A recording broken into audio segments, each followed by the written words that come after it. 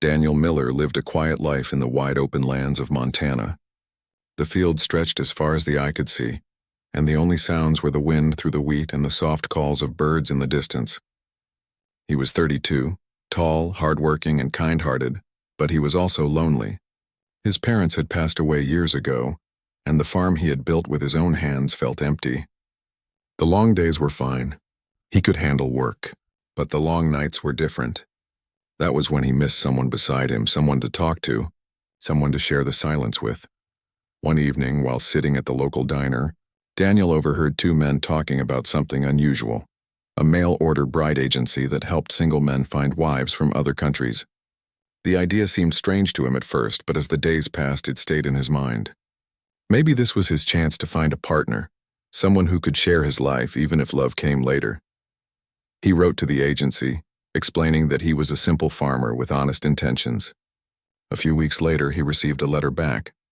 The agency had found a possible match, a young woman from China named Li Mei. She had lost her parents and wanted to start a new life in America. The letter said she was 26, gentle, kind, and willing to learn new ways. Daniel felt nervous but hopeful. He didn't expect romance, only companionship and peace. He began preparing for her arrival. He cleaned his small wooden house, painted the porch, and fixed the broken chair by the fire. He even bought new curtains and a new blue dress for her, hoping she would like it. Every evening he looked at the train schedule, counting the days until she would come. Deep inside, he feared she might regret her choice once she saw his rough hands and quiet ways. Finally, the day came. The train station was small, just one long platform with a wooden bench and a single dusty sign that read Cedar Falls. The sky was bright that morning, but Daniel's heart was heavy with nerves. He wore his cleanest shirt and held a bunch of wildflowers he had picked from the meadow. They were not fancy, but they were bright and full of color, just like he hoped her new life would be. The sound of the train came from far away, a deep, rolling hum that grew louder until the iron engine appeared, puffing clouds of steam. Daniel's palms grew sweaty. People stepped down, men in suits, women in hats, families reuniting. And then he saw her. Li Mei stepped off the train with slow, careful steps. She carried a small brown suitcase and wore a pale pink dress. Her hair was tied neatly and her eyes were full of wonder and worry at the same time. She looked around, unsure of where to go. Daniel froze. He had imagined a shy, plain woman, but the woman standing before him was graceful and calm, with a quiet strength that drew everyone's eyes. He took a deep breath, walked forward, and said gently, "Li Mei." She looked up, her lips curling into a small, nervous smile. "Yes, you are Daniel?" Her English was soft but clear, touched with an accent that made her words sound musical. Daniel nodded quickly, his heart racing. "Yes, that's me. Welcome to Montana." He handed her the flowers and she accepted them with both hands, bowing her head slightly. "Thank you," she said. "They are very beautiful." People around the station watched curiously. A few whispered behind their hands. After all, it was rare to see a Chinese woman in that small town. But Daniel didn't care. He carried her suitcase and led her to his horse-drawn wagon. The air was awkward at first. They didn't talk much on the way home. The countryside rolled past, fields of gold, fences, and the distant mountains dusted with snow. Li Mei sat quietly, taking it all in. When they reached the farm, Daniel showed her around. The house was simple but clean, the barn filled with hay, the garden small but green. "This is your home now," he said softly. She nodded, her eyes warm with gratitude. The first few days were full of quiet learning. Daniel tried to teach her about the farm, how to gather eggs, feed the chickens, and milk the cow. She learned fast, her hands gentle and precise. She also taught Daniel small Chinese words, and sometimes he made her laugh by mispronouncing them completely. Slowly, the tension began to fade. At night, they ate dinner together at the wooden table. Li Mei would prepare rice or soup with herbs she brought from her home country, and Daniel would show her how to make bread or stew.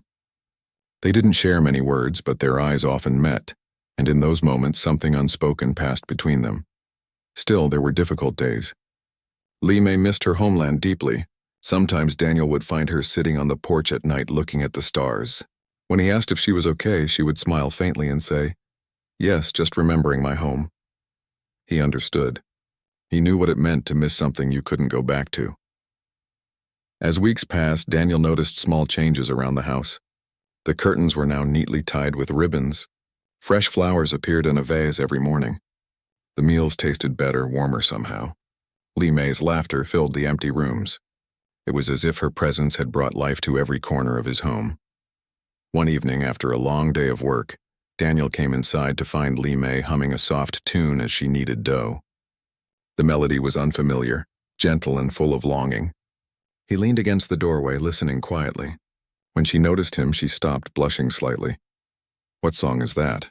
he asked. "It's a song my mother sang," she said softly, "in my village." "It's beautiful," Daniel replied. "Even if I don't understand it," Li Mei smiled. "You don't need to understand. You just feel it." Those words stayed with him. That night, when the sky turned orange and pink, they sat together on the porch watching the sun disappear behind the hills. The silence was easy now, like a shared language they didn't need to speak. Daniel glanced at her and realized something had changed inside him. She was no longer just the woman he had agreed to marry. She had become the reason his days felt brighter. He remembered how uncertain he'd been when she first stepped off the train, how he had expected a plain, timid bride. But sitting beside her now, he saw something far more beautiful, a woman with courage, grace, and a heart strong enough to cross oceans for a new beginning. Before going to bed that night, Daniel found the courage to say, "Li Mei, I'm glad you came." She looked at him for a moment, then smiled softly, sincerely. "I'm glad too." From that day, their bond quietly deepened. The farm no longer felt lonely. Each sunrise brought a sense of peace, and every sunset painted warmth across their hearts. Neither of them said the word love, not yet, but both could feel it growing, gentle and steady, like the fields outside waiting for spring. As time passed, Daniel and Li Mei's life began to find a steady rhythm. What started as a quiet partnership slowly turned into a deep, wordless connection. The days on the farm were busy, but they worked together easily now, side by side like they had always belonged there. Li Mei woke early every morning to make breakfast. Fresh bread, tea, and sometimes small rice cakes that reminded her of home. Daniel always smiled when he saw them. "You bring your home here," he once said, and she answered, "Home is where kindness lives." The seasons changed.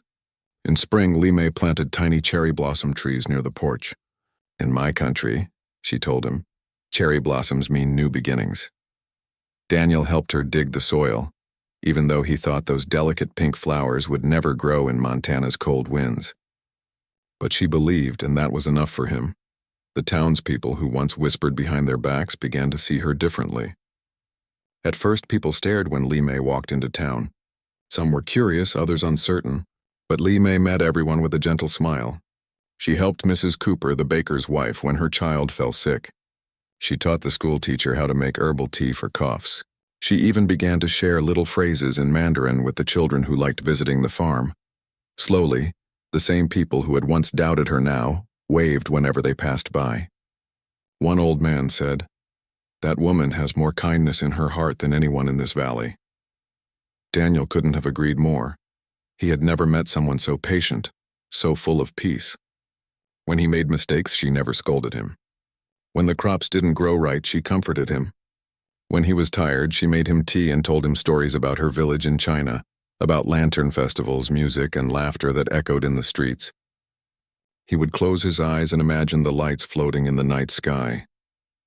One evening after supper, they sat together near the fire. Snowflakes tapped gently on the window, and the room smelled of burning wood and tea leaves. Daniel looked at her and said quietly, "Do you ever wish you could go back?" Li Mei thought for a moment. "Sometimes," she admitted.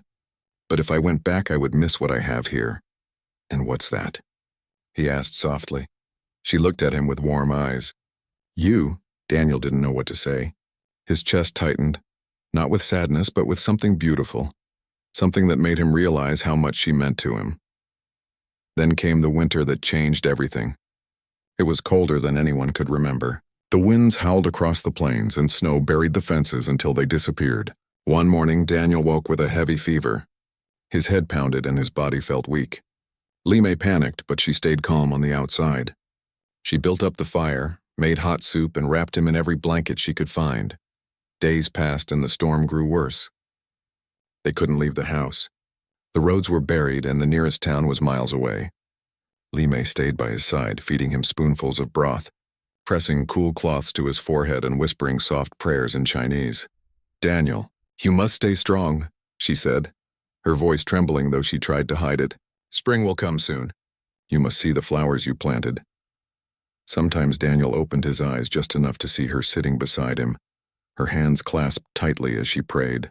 Other times he only heard her humming that same soft tune, the song her mother used to sing. It carried warmth into the cold room. When the fever finally broke after several long days, Daniel woke to find her asleep beside the bed, her head resting on her folded arms. Her face was pale, her hair messy from exhaustion, but to him she had never looked more beautiful. He reached out weakly and touched her hand. She stirred, opening her eyes. When she saw him awake, tears filled her eyes instantly. "You're better," she whispered. He smiled faintly. "Because you didn't give up on me."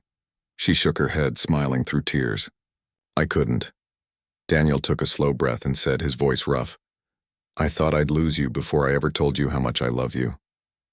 For a moment, Li Mei froze. Then she pressed his hand between hers. Her voice was soft, but her words were clear. "Now you tell me," she said. "But I already know." It was the first time they had spoken about love, but they both felt it had been there all along, quiet, growing, and steady like roots beneath the soil. When spring finally arrived, the snow melted away, and the cherry blossom trees Li Mei had planted months ago began to bloom. Their petals opened in shades of soft pink and white, swaying gently in the breeze. Daniel stood beside her on the porch, his arm around her shoulders. "They really grew," he said with a smile of wonder. Li Mei nodded, her eyes shining. "I told you, new beginnings always find a way." From that day forward, life seemed brighter. Daniel grew stronger each day, and Li Mei continued to fill their home with love and care. She added colorful curtains, planted herbs, and painted small birds on the wooden walls of the kitchen. Everywhere her touch reached, life followed. The townsfolk often came by to visit now. Some came for her herbal medicines, others just for her company. Children loved her stories and often left laughing, carrying small paper cranes she folded for them. Daniel watched her from the doorway, feeling proud and thankful. Years passed peacefully. They had 2 children, a boy named Samuel and a girl named Rose. Samuel had Daniel's calm eyes, and Rose had Li Mei's bright smile. The sound of their laughter filled the air, mixing with the songs of the wind and the rustle of wheat.